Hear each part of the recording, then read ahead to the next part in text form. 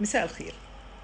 هو تكملة الفيديو اللي فات هتكلم برضو عن الكلاب، بس الكلاب بقى مش في الكومباوند المتطعمة بقى يعني بتبقى الناس مهتمة بيها أكتر.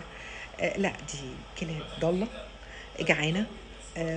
ممكن يعني تنال مننا في أي لحظة، في أي ثانية. جعانة عايزة تاكل فممكن تهجم عليك. مش متربية، مش متعلمة، مش واكلة، جعانة. فكل ده مش متطعمة. فكل ده طبعا مش خطر، ده حاجة مهولة.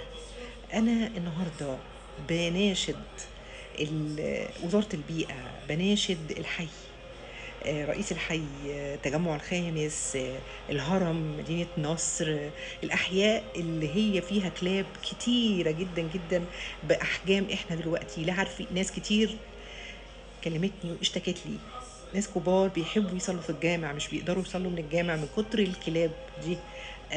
ناس بتطلع نازله رايحه مدرستها هي واولادها مش عارفين ينزلوا من كم الكلاب اللي في الشارع. واحد رايح شغله كان هو وولاده وحصلت لهم برضو هجوم عنيف. كل ده اتحكى لي وقالوا لي انت رايحه مركزه في الكومباوند، اهو عندهم امن بينقذهم، احنا فين الامن بتاعنا؟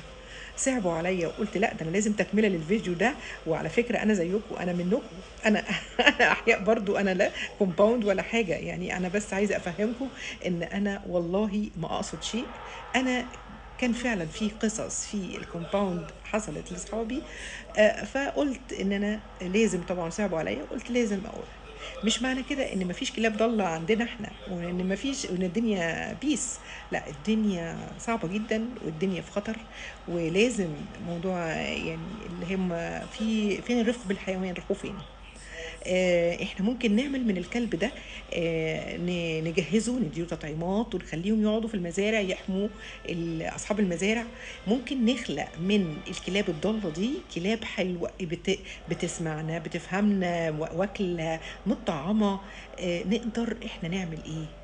احنا لو كل واحد تولى الكلاب اللي عنده وقدر ان هو يحافظ عليهم ويجمعهم، واحد فيه ياخدهم في المزارع بعيد، في الاماكن اللي هم محتاجين حمايه، الناس دي هتتنقذ واحنا كمان هنتنقذ منهم. لكن ما انا مش مع ان احنا نجيب بندقيه ونقتلهم. ناس تقول لك ايه العنف ده؟ لا طبعا. انا مع الحيوانات جدا وبحب الحيوانات على فكره، وما اقدرش ان انا اقتل. ده نفس، دي نفس وروح. وان شاء الله باذن الله نلاقي حل. واحنا يا مصريين طول عمرنا لما بنحط حاجه في دماغنا بنعملها. فانا عايزه معاكم كده ناشدوني كده، ونناشد الوزراء، ونناشد وزير البيئه، ونناشد رئيس الحي، ونناشد اللي هم بتوع الرفق بالحيوان. واحنا نطلع افكار من عندنا، وان شاء الله باذن الله نحل مشكله الكلاب الضاله اللي بتاذي الناس اللي هي جعانه وعندها توتر، انها طبعا مش متطعمه وعندها امراض. كل دي مؤذيه جدا جدا لينا، وفي حاله رعب احنا من الناس كلها. ارجوكي يا استاذه اتكلمي في الموضوع ده وقولي ان احنا في رعب. يا رب الرساله دي توصل للمسؤولين، يا رب انتوا كمان تقدروا تحلوا معانا ونحاول نساعد الحكومه. الحكومه عليها ضغوط كتيره قوي اليومين دول. فيعني ما يبقاش كمان نقول لهم الكلاب، احنا نحاول احنا نعمل ايه اللي هيدي فكره ويقولها رئيس الحي ننفذها، واحنا كلنا مع بعض ايد واحده عشان نقدر نعمل حاجه من الحيوان المفترس لحيوان مفيد.